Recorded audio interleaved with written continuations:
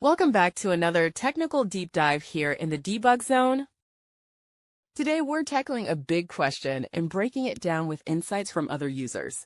Hopefully this clears up some misconceptions and helps you get the answer you need. So buckle up, stay a little curious, and let's jump right in.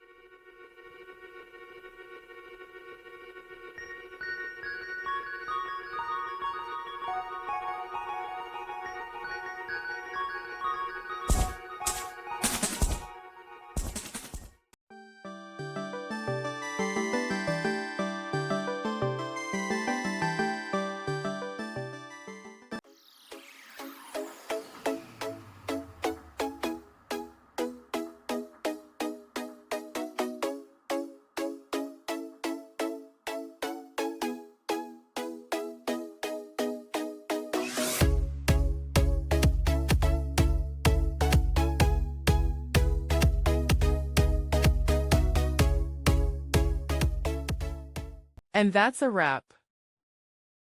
I hope you found the answer you were looking for. If you did, take a second to hit that subscribe button. It really helps out. And let me know in the comments which solution worked best for you. See you next time in the debug zone.